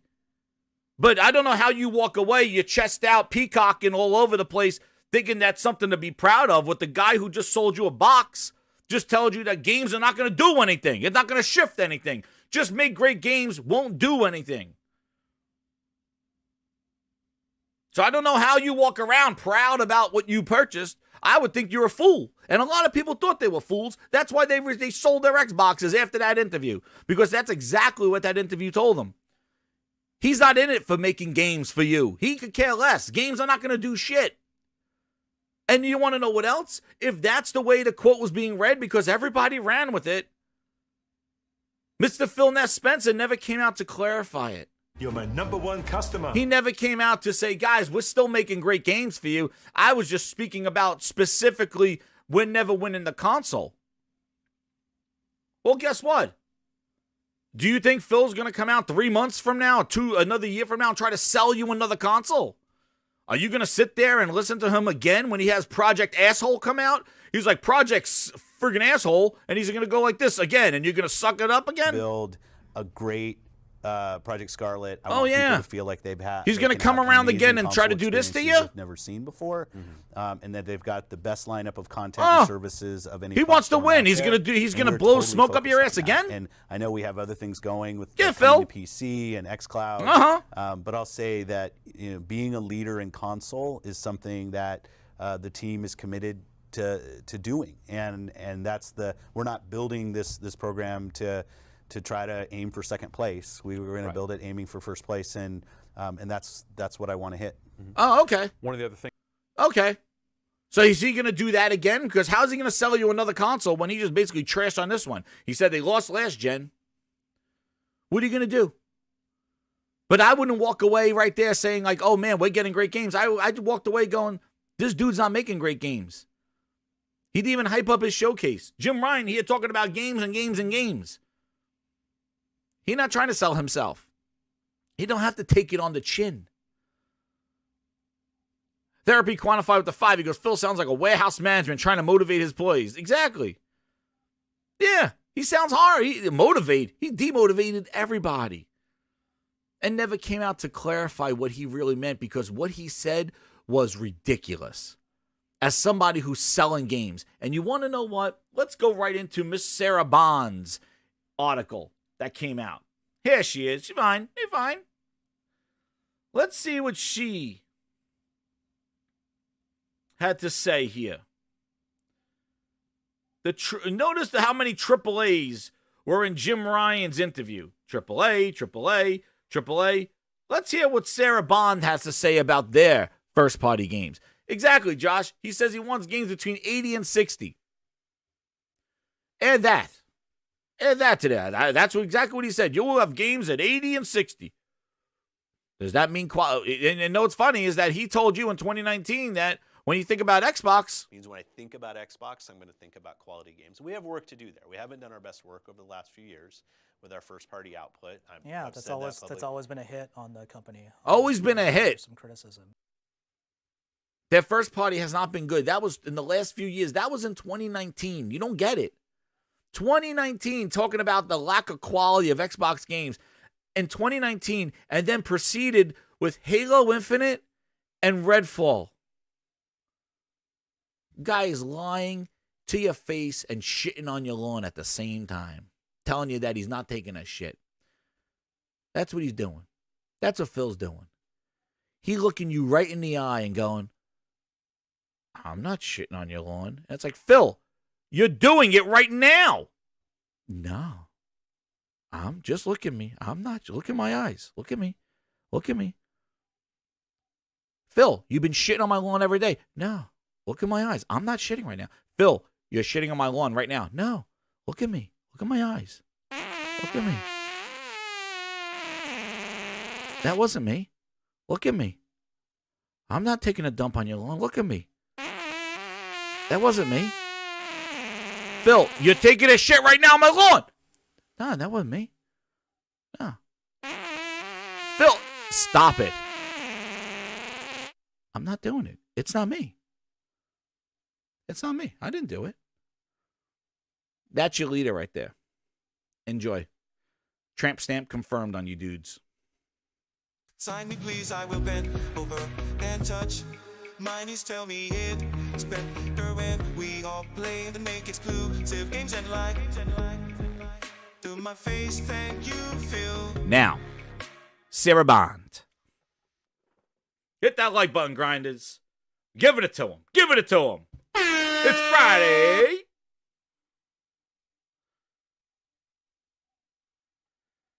Now, here she is, her quote. We've been very clear about our commitment to have first-party portfolio shipping to Game Pass day and date. We understand that people really value that, but also it's about diversity of content. It's not really about any one acquisition. It's about the depth and breadth of a portfolio all up, from big AAA to indies to hidden gems. A smorgasbord, a buffet of who knows what, but whatever it is. That's what makes Game Pass really valuable. So basically what she's saying, the value of Game Pass is the variety of trash that's in there. We have games that never made it. We have indie games that want to make it. We got passion projects that will never get made. We got games incomplete. It's like going to a buffet of a whole bunch of different ethnic foods and they all suck. It's like, look at this. They got Chinese food. They got Brazilian food. They have French food. They got soul food. They got barbecue food. And it all sucks. But the variety, wow. It's all here. But it sucks. Oh, but it's valuable. For $10, I could eat any ethnic food that I want. There's the value. Just the option.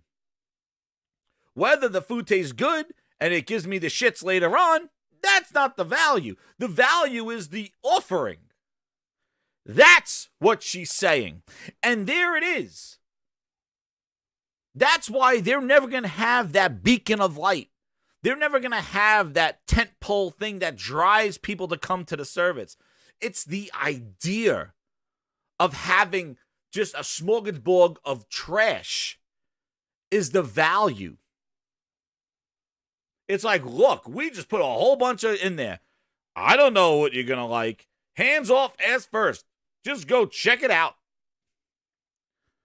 I don't know. We got the games incomplete. We're sorry. Here's some indie passion projects. We got some.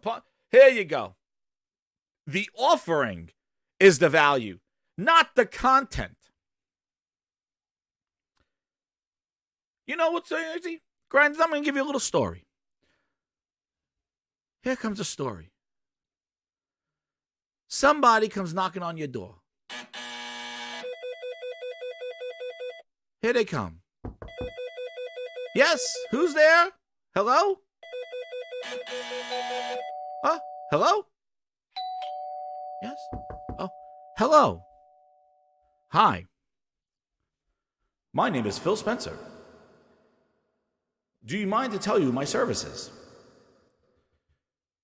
Nah, I don't really have time right now. I really don't want to talk about it. No, but listen. I could mow your lawn. I could clean your gutters. I could clean your roof. I could power wash your driveway. I could get your mail. Really? I could do all that. But if you just give me a chance, I could do all these things. So are you licensed to do all these cleaning things? No, but I'll do it for like $15. Really? That sounds like a lot of stuff for $15, Phil. That seems really incredible. Yeah, it is. So what do you say? You think? I got all this variety. It's incredible. All this I can do. Okay, $15. Let's do it, Phil. Yeah, you're gonna power wash and clean my house and stuff like that. Yeah, sure. Sounds great. What a value. What a value. You doing all this for that low price? Yeah. Okay, thank you very much. You're gonna pay $15? Thank you very much. Okay, I'll be gone right now, but let me just tell you, well, I don't have a power washer. I don't have any cleaning supplies. I don't have any scrubbing stuff. I don't have any of this stuff. I could use some water, I guess, to clean. And whoa, what the hell are you talking about? Yeah, I never said I had stuff with me or quality stuff or anything. I just told you I'm offering you all this stuff for this low price. It's just me offering it, but I don't have anything to really do the job. Does that matter to you? Hell yeah, it matters to me. You just said you're gonna do all this stuff. That sounds great. Here's the low price. Go do it. You're telling me that you don't have any of this stuff to do anything? You're just offering it? Yeah, that's how I make money. Get the hell out of here, you son of a bitch.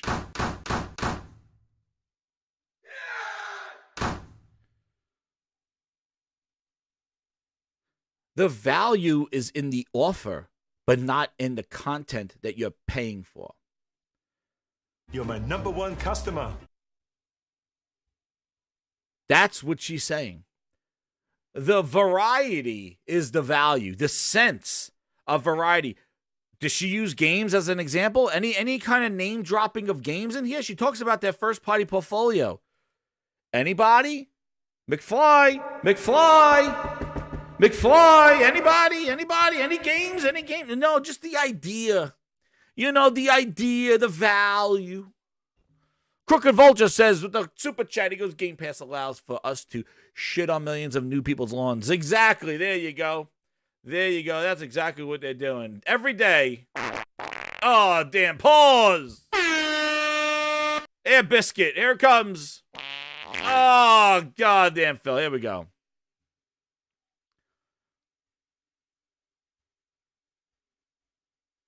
She's winning awards, too. But here comes the humdinger of humdingers. And this. Here it is, grinders. We just heard Jim Ryan dropping the beacon of Spider-Man, Final Fantasy 16, Stellar Blade, a stellar ass, whatever you want to say.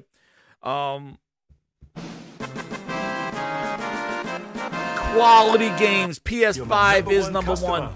Let's hear how Sarah Bond treats the Xbox customer. Or just a customer and all, right? Game Pass is an option for developers. One thing we talk about a lot internally, and I've been striving to share more externally, is the business model associated with a game that has an endemic link to the nature of the gameplay. There it is. Hold on. Okay. There it is. Activate. Oh no. Holy Spirit, activate. Holy Spirit, activate. Activate. Activate. A business model and the word gameplay. Business model and gameplay. Business model and gameplay. Gameplay for you? No. Gameplay for the service? Yes. Business model, gameplay. What did I say is my problem with Game Pass? That because they know where it's going, the games will be made for the service. I said it on Wednesday. I've been saying it for 4 goddamn years. The business model will determine the games you get and determine how they're launched, determine how they're built. There it is. There it is. And notice, they talk a lot about it internally. And they're trying to get externally. Well, guess what? I got news for you. All those companies that say we don't want to be in Game Pass don't share that business model. And because they don't care what you're cooking, you have to go buy publishers so that you can manipulate the games from the beginning to fit your business model. Exactly. It's right there. Why do they need to own a publisher to bring True Virgil a game? They don't. They didn't before. Did we care that if they owned Epic Studios to bring you Gears 1, 2, 3? No. Did they have to own Epic for Gears 1, 2, and 3? Did they have to own EA and Respawn Entertainment to bring you Titanfall exclusively? Did they? Did they have to own Capcom to bring you Lost Planet? Did they have to own Capcom to bring you Dead Rising? Did they have to own Crytek to bring you Rise? Did they have to own Insomniac to bring you Sunset Overdrive? Did you care if they didn't own them?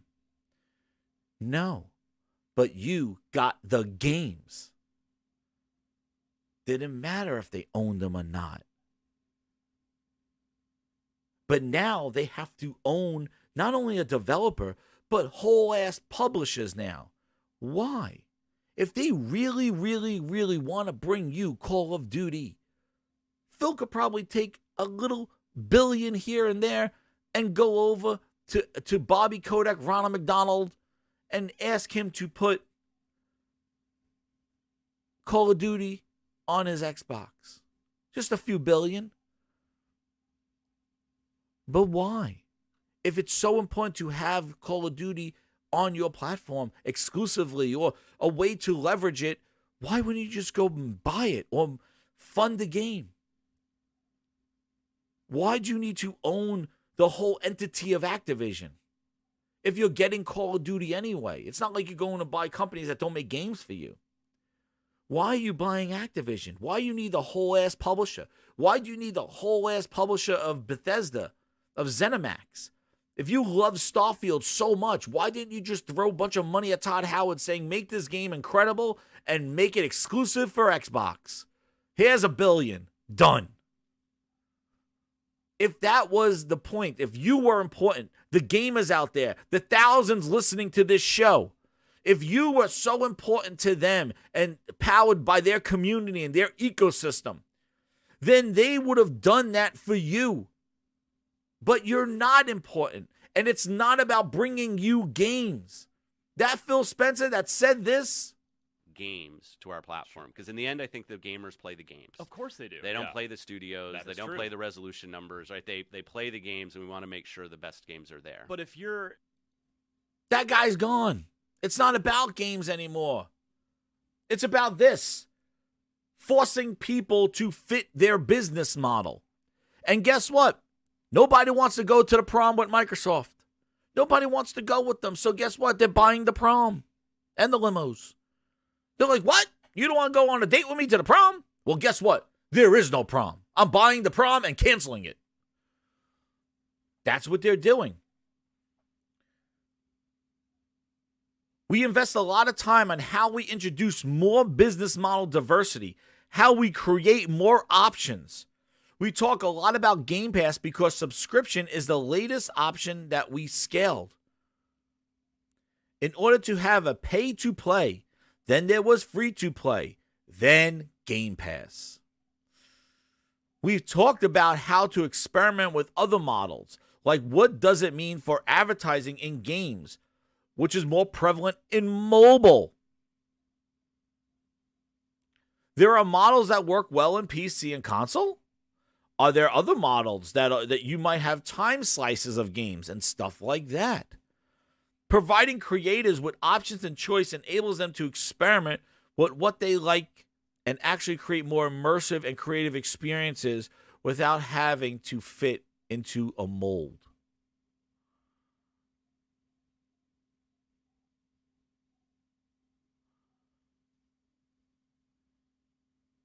Why? Go look at the top selling games. Are any of them janked up like this? Are free-to-play games on sales charts? Look at what's selling. Is Zelda broken up in episodes? Last of Us broken up? Call of Duty did worse when it didn't have a single-player campaign. But when it was a complete game, it sold well. Plus, it was Modern Warfare, by the way. There you go. There you go, Thrifty.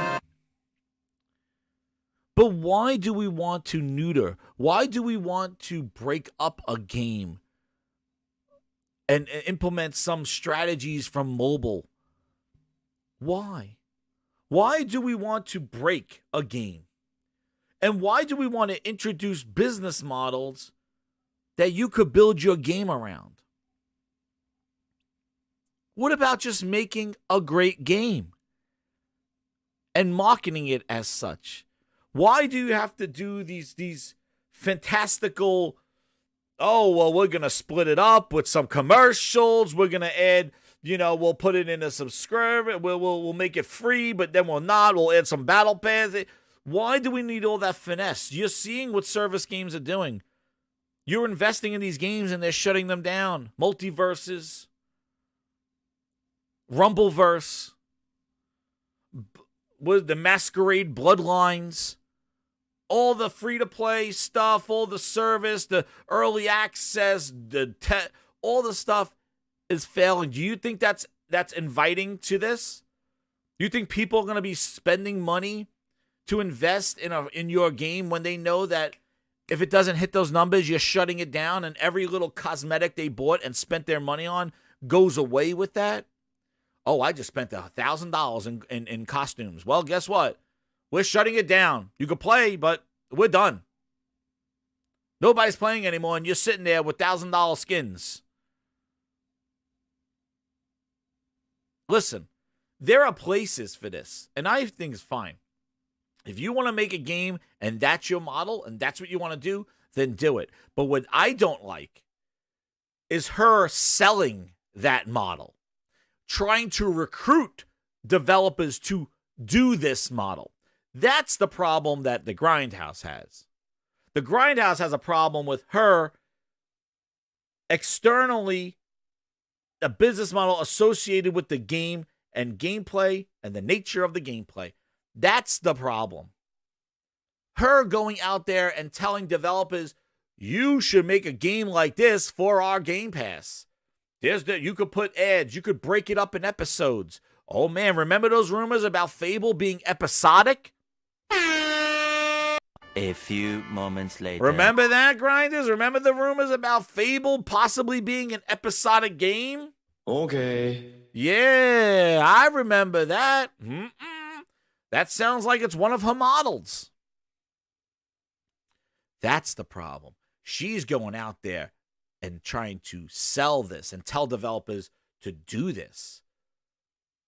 Don't you think it should be for the developer to decide how they want to make their game and decide what the game that they want to make and not start with the business model and then the game? And build the gameplay for the business model. That's exactly what I said was going to happen, and that's exactly what she's doing. And look at the first sentence. They talk a lot about it internally. So that means everybody from ZeniMax got an earful of this trash. Twisted Sync remembers. I've been saying this since day one of Game Pass. The games will be made for the service and not for us. Because everything is funneled down this Game Pass route. There's no variety. There's no AAA indie games, subscription games, VR games. There's no levels. It's all funneled through this one business model. So they're trying to go out there and tell developers, this is how you could fit in our business model. And guess what? Developers don't want it. They don't want it. They don't want Booster. They don't want it.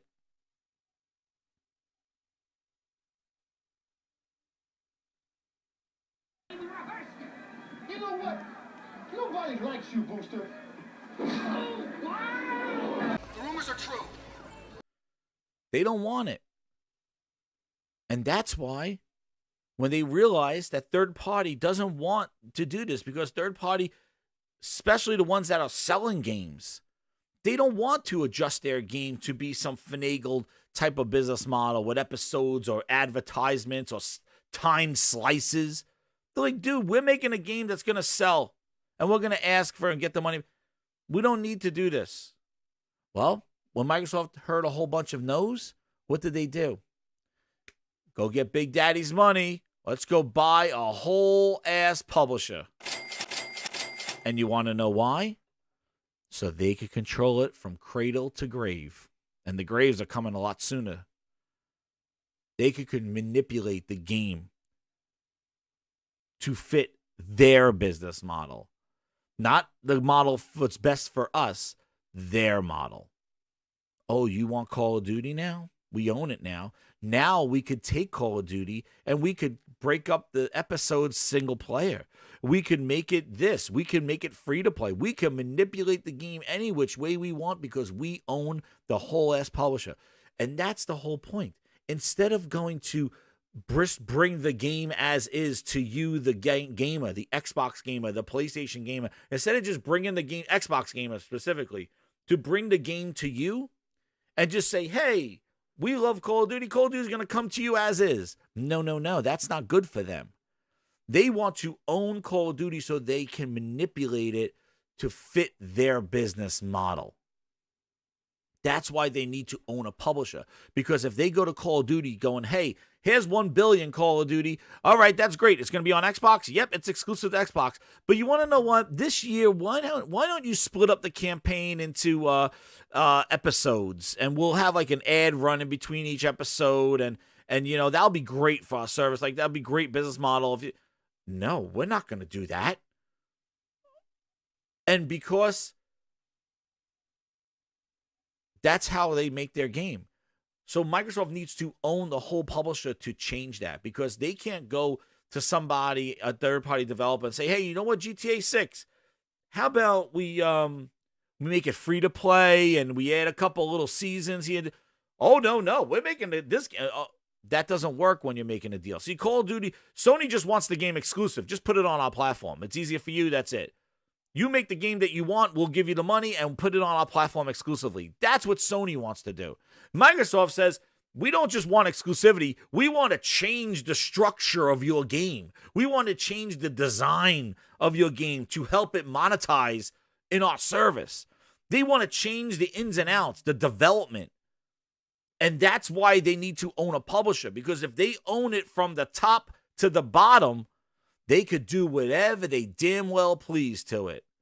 The next Wolfenstein, oh yeah, make it seasons, we'll make it episodes, let's do it. What? And that's exactly what they're trying to do. And even this, Hi-Fi Rush. Look, will we stealth drop it? She says, this strategy was pitched by Tango Gameworks to Microsoft. Yeah, I'm sure it was. But it has successfully made them consider more surprise drops in the future. It's totally a case by case. It was fun to do. It was cool to see success. We learned a lot from it. Remember, it said they didn't make money back on it, right? That's what Jeff Grubb said. If he was right about the PlayStation date, was he right about them not making the money back on Hi-Fi Rush? We learned a lot from it, she said. But it's really about doing the right thing for the IP, for the team, and for what we're trying to achieve, and also the community. I bet you they'll do a stealth drop to try to win some good hearts on their show.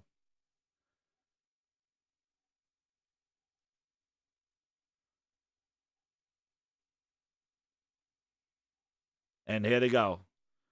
Funny how Jim Ryan in his interview never mentioned the word COVID at all when he was talking about bringing AAA games. You think his games would have been affected the most since they're so big budget that he would have said COVID was a reason why, even with their shortage. Like, no. But Microsoft uses COVID as an excuse every breath they take. Every breath they take. I think our industry had to get through what COVID did. Now you're starting to see things pick up again. What happened last year? Horizon, God of War. Okay. And here we go. They got to throw in their marketing because you know what? First it was cloud. Now everything that Microsoft says has to be AI now. Here's the PR. It has to be AI. You're seeing things like AI, which I think is going to be really important for what we'll start doing. For democratizing game development and making it possible for everyone to build a game. See? There you go. And I am sure their plan is is to develop some sort of AI that will change your game to fit our business model. I bet you that's exactly where they're going with this thing. Shout out to over 300 people. You hit the like button, share it out. But that's exactly where they're going, see?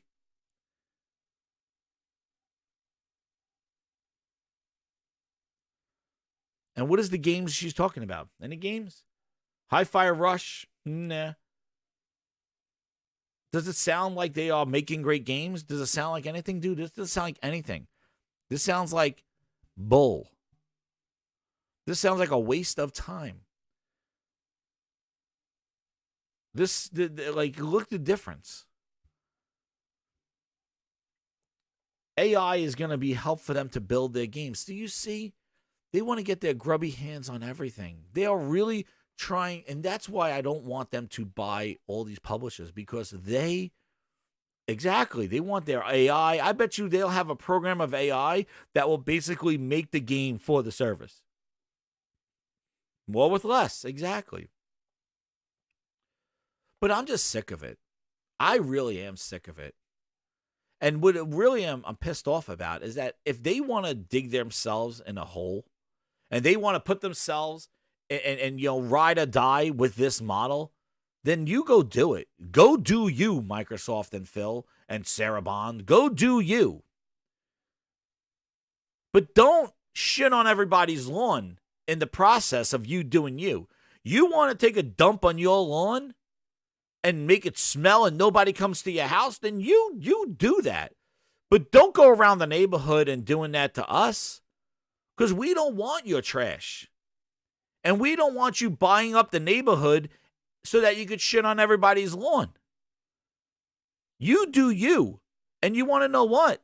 You haven't done a good job, because when you're trying to do you, all your games are failing miserably. The model that you're proposing for external people to use has failed you. And I'm sorry for your biggest franchise in Halo. The cloud was trash with Crackdown 3. Service games within a service like Sea of Thieves. State of Decay 2, we learned from the first one, same bugs. Games you announced years ago with no gameplay. When you used to hype up holidays like they were the Christmas that never was. Our holiday lineup like nothing you've ever seen. Now you show games and we haven't seen them for years. So tell me, everything you preach is failing you internally. You have not demonstrated success with that. And guess what? That's why third party doesn't want to do what you do. Because they're seeing how you fail. You think third party is going to come running to you when they see how you released Redfall? Hell, I bet you if Bethesda was still around and not owned by Microsoft, Redfall would have never came out like that. Especially on the tails of Fallout 76. Another game that was not ready. But that was an online service game that messed the service. It was an experiment. Redfall should never came out the way it was, but Game Pass let it. Microsoft let it. And look at the vision. The studio of the Initiative, people leaving there because of a management issue. The whole 343, people there were dedicated to the Halo franchise. Bonnie Ross, Kiki Wolfkill, all of them stayed behind from Bungie to build on Halo. And they're all gone. Joseph Staten, gone. The dude who said day one guns left on day one. Those are problems. Especially with your biggest franchise. They should be so proud they should not want to leave. And they should leave on their own accord to do something else. But instead they were chased out because of mismanagement. Because your model that you're trying to sell the world on is failing you internally and the world sees it. And that's why you need to find the little sick company that's going out of business and try to buy them up to become part of your shitty ass lawn. So then you could shit all over them as well. And Redfall was a big deuce right on the porch. Yep. So until you straighten up your quality of first party, nobody's going to follow you. Nobody's going to want to hear about your business model and you taking games and free to play and Game Pass. No. See, that's what they want. They want Game Pass to be the new free to play. They want Game Pass to be the model that takes off virally. Game Pass has been around for a long time. And it hasn't hit that at all. And given the track record that it's been, yeah, I know, Jay Thomas, they did release Fallout 76. So maybe that's Bethesda's MO. And we'll see with Starfield. But the thing is that you can't will it to happen. You got to demonstrate it. And I said this, Game Pass will live and die by Microsoft's first-party games. And if they continue to be like Redfalls and Halo Infinites, nobody's coming. And it doesn't matter where it is. It's the what? The Beacon. The Spider-Man 2, the God of War, the Wolverine, the Final Fantasy 16. You need to make yourself notice. You need to shout with games to gamers. And I don't want to hear how you're trying to back end everybody and have them manipulate the game to satisfy your business model and use us as the GOAT. Use us as the silly person who doesn't know how to spend their money. Okay, I'll buy this. Thank you for the ads and the episodes. Okay. No. People don't want to sit at a console or at a PC and watch ads. Phone is in your pocket. You pop that out, you get free games, and you may have to watch an ad here or there because that's the nature of a phone. It's the immediate, I need to do something. But if you're sitting there in front of your TV, you don't want to watch ads. Hell, that's why Hulu has ad-free. That's why HBO has ad-free, because they know that people prefer no ads. And that's watching TV where we're traditionally familiar with ads. You imagine playing a game and sitting there and watching an ad to play the next chapter in the game? They already got ads on the dashboard for Bic shaving cream and all that other stuff Microsoft has. You get a benefit out of that? No, they still keep it there. Even with the dashboard revision, they still have commercials on your front page. All about Game Pass as well. I don't want your Game Pass. Oh, no, it's still there. Reminder, reminder, reminder, reminder. Every time you turn it on, Game Pass here, Game Pass, Game Pass, Game Pass. No, I don't want it. But it's an option, but it's here, it's here, it's here, it's here. No, cut it out. Exactly, Josh. Is Game Pass profitable? No. They probably need to implement ads to keep Game Pass price down. Look at what Disney Plus is doing, how the subscription model hurt them. They tried to throw everything in Disney Plus, and they realized that they're losing subscribers. Now they're pulling stuff away. And I'm telling you, this subscription fatigue is coming in. It's coming in, dude. It's done. And people are wising up now because now subscription stuff is the norm. And people are not exploring subscription stuff. They're done. Now they know the ins and outs. Now they know they're going to jump on. That's why subscription gaming is a good alternative, but it should not be the only way. And if you look at what she's telling Rolling Stone, their model is the way. And they're trying to tell externally to sell their business model.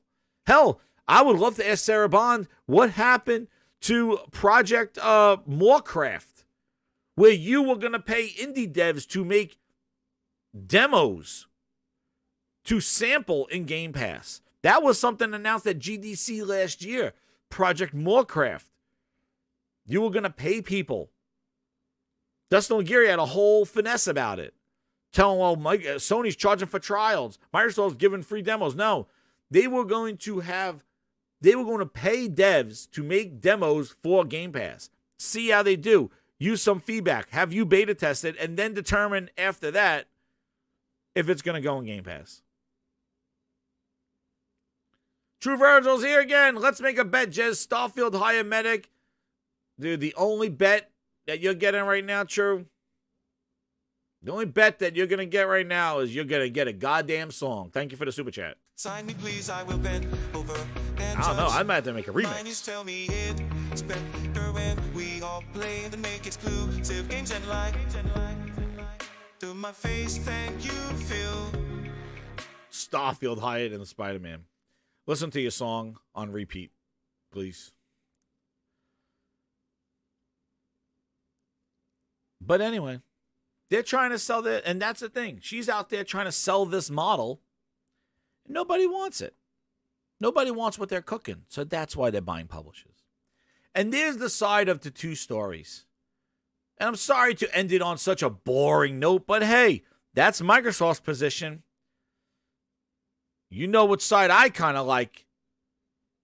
And I think we all do too. So grinders, hit that like button. Thank you again for an awesome Gaming Grindhouse. It was wild in the beginning. It's going to be some crazy timestamps in the beginning. But we got through those 2 articles. And I'm telling you, no. It's about the games. And that's all that it should be about. Not about the services. Not about the executives. Not about shaking hands and slapping booty. It should be about the stuff that we're paying for. And those are the games.